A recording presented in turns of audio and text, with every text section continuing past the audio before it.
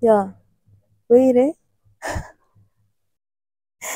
I'm feeling the same energies na na-feel ko kanina dun sa ating previous reading, no? So, the High Priestess Tarot. So, if you want to watch that, I'm gonna put the link down below. Okay? Because I'm getting, okay? Kung ito man i-categorize ko, I'm almost getting, no, 85% of the energies na nakasama ko kanina sa reading na yun. So, okay? Wow! So, I will guarantee you already, yes, that this is something here na related doon. Let's see.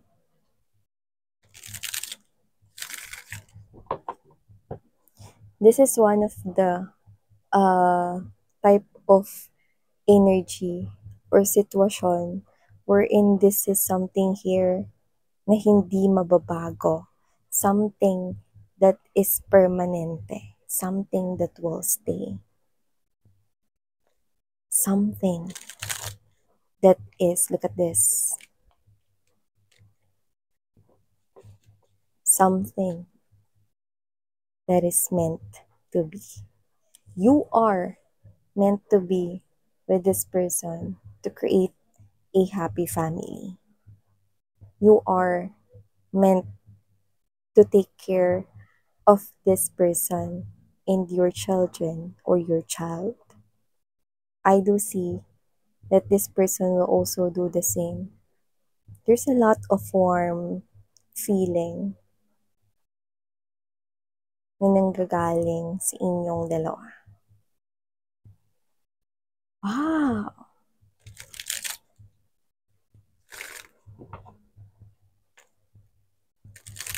Let's see.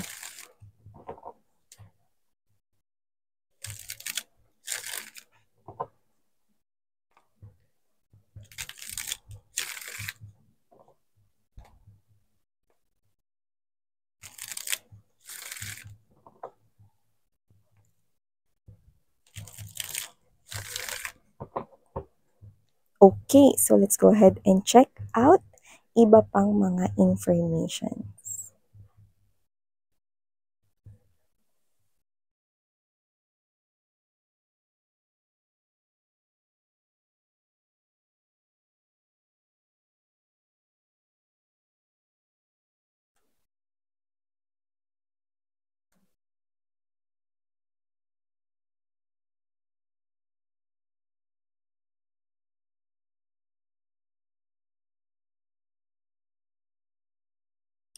No wonder I'm feeling the same energies, mga bibs.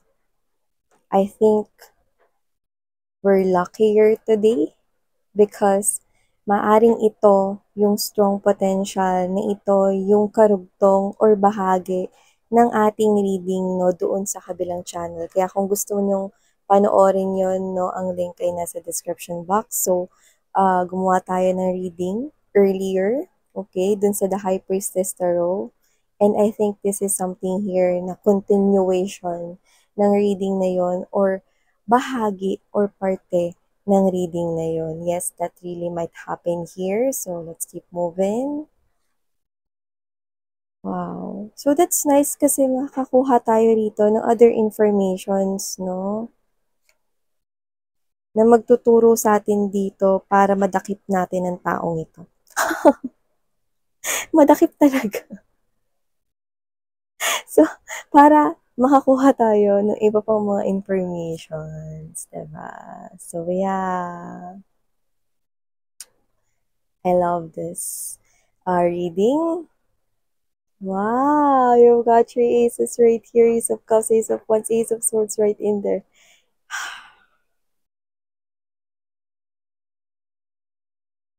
Wow.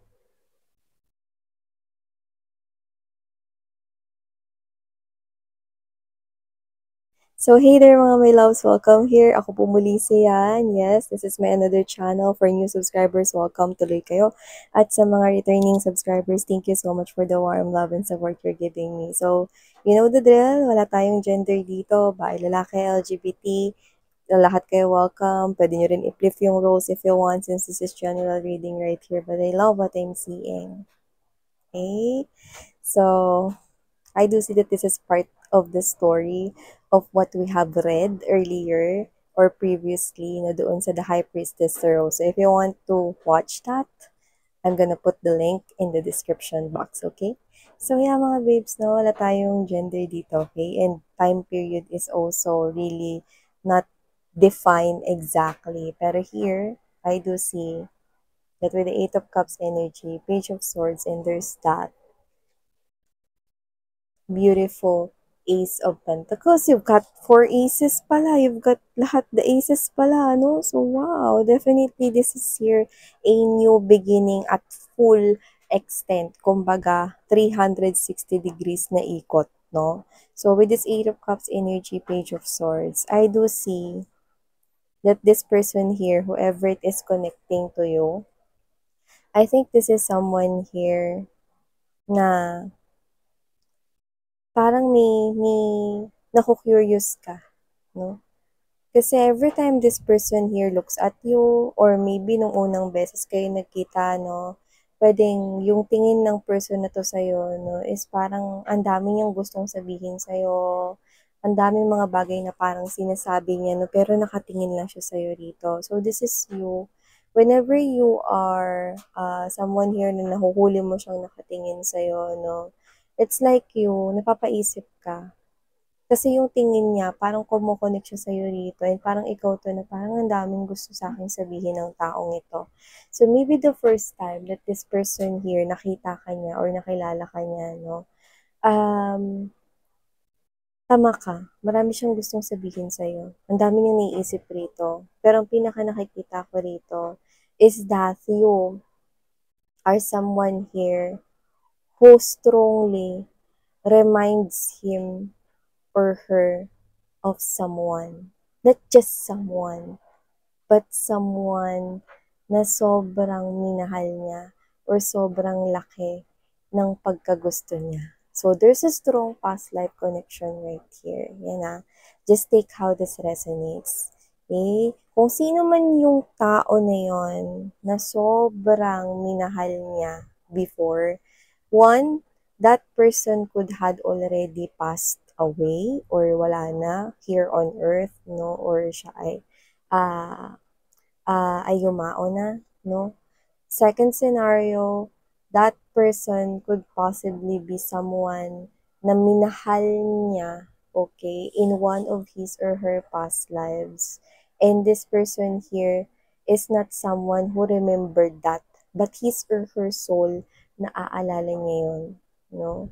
So, this person here remembers how it feel, no? Naalala niya yung pakiramdam na yun, no? At naalala niya rito, no, yung mga bagay na posibleng ginagawa ng person na yun. Alin man dun sa scenario na yun, no? Nakita ko rito na posibleng marami ring maglaro sa isipan ninyo, no? Lalo na kapag ka narinig ninyo mula sa bibig niya na naaalala niya sa inyo yung isang person. No? And this is you.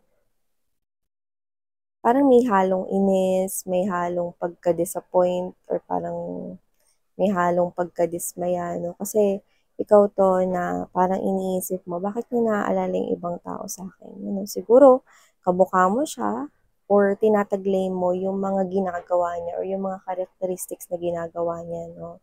Yeah, you really remind this person here, okay? Naiinis ka kasi parang feeling mo nakukumpara ka sa iba, no? And this is you. You do not know the truth, sweetheart, because we have here this Ace of Swords energy, Six of Cups, and there's this Ten of Cups. You know what that means? You are that same person. Yung taong pinagseselosan mo, or yung tao rito, no, na iniisip mo na someone na naaalala ka daw niya, no, you are that same person. Yes. I'm picking up scenarios that you are the reincarnation of that person. So there could possibly be an age gap right here. To some of you could be dealing here with a older than you person or younger than you. Okay, I'm seeing that strongly. And you are someone here na posibleng naka-relasyon niya na in one of his or her past lives. So you're doing the same thing because you are the same person. It is always you.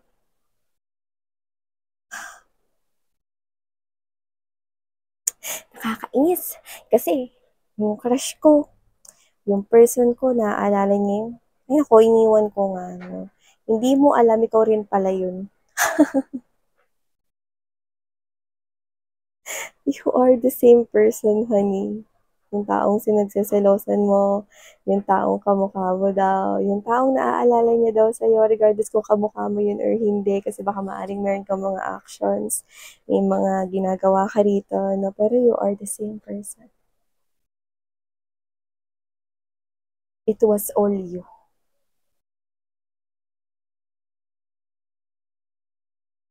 And for some reason, you keep on doing the same things. Yung mga bagay na posibleng binibigay mo sa kanya, no? That's why you confuse this person as well the first time na magkakilala kayo. Akala mo ikaw lang yung na-confuse? Na-confuse rin siya rito. Kasi maybe you reminded him or her of his or her wife or husband, no, departed this earth or this world. Okay?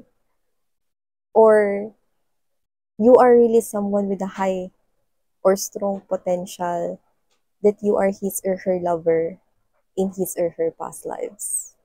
That's why I told you that I've got the same energies. Okay?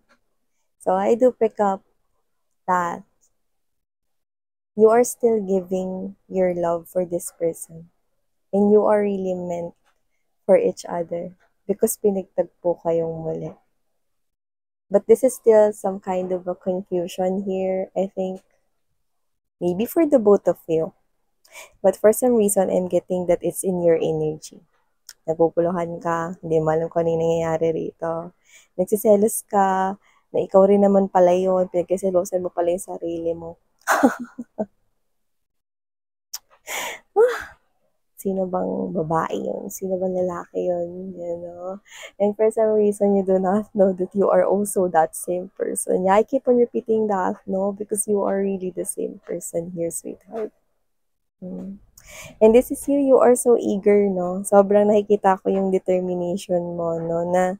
Na ayokong mahalin ako ng person na to dahil nga alala niya sa akin yung isang tao. Dahil kamukha ko yon o dahil may mga behaviors kami na may pagkakapareho or dahil sa tao na yun. Ayoko maalala niya ako dahil sa tao na yun. Gusto kong maalala niya ako at mahalin niya ako bilang ako. Well, that is one thing that you do not know. That's why I'm telling you that you will be shocked and surprised knowing that you are also the same person that this person have dealt with sa kanyang buhay or sa kanyang past lives right here. You are Ace of Swords energy, Ace of Pentacles energy, Ace of Cups energy, Ace of Wands. Are you just kidding me? We've got 78 cards in the tarot. And this 4 aces cannot be put in just one reading right here. So this 4 aces symbolizes strong beginning, new beginning for the both of you. Your love is talagang so powerful and so strong right here. That it surpasses every timeline. It surpasses every period, every lifetime. And this is you're gonna do the same thing again and again for this person. This person will do the same thing again and again with you guys. This is the person right here.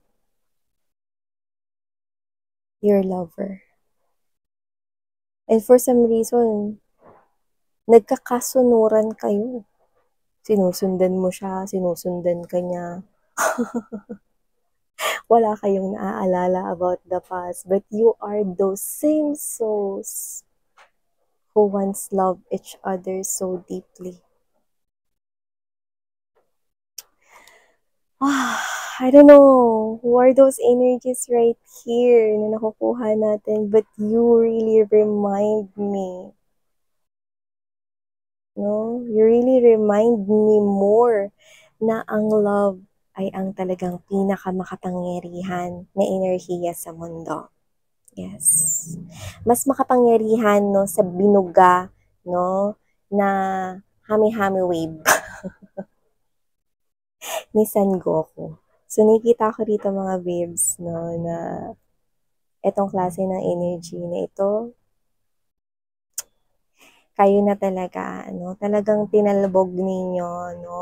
Ang talagang pag-ibig na ito, no, ay sadyang makapangyarihan. Imagine two people not remembering anything about their past, but still ended up meeting and meeting each other. Wow. What else can I do? Okay, what else to say? This is something here that's gonna build three of coins energy right here. This is you so persistent, no? Medyo nakakatuwa lang, pero I understand because your feelings are all valid, no? Pero you do not know that the same person na pinagseselosan mo is ikaw rin pala yun. It's all you. Okay? All of the women, all of the men na in love siya, no? Considering na yun yung naging greatest love niya sa mga lifetimes na yun. No, yeah. It's always you. Wow! Ano ba hinihintay niyo mga babes? Claim, claim, claim, claim, claim, claim, claim na talaga this. No, your person is very close and you are also already with this person to some of you. This is that kind of love story that I also want you to experience here. And it's gonna happen. So yeah, this is really a great Sunday here for our reading here sa inyo guys. Thank you so much. Muli ako po si Yan and parang hail of Enlight.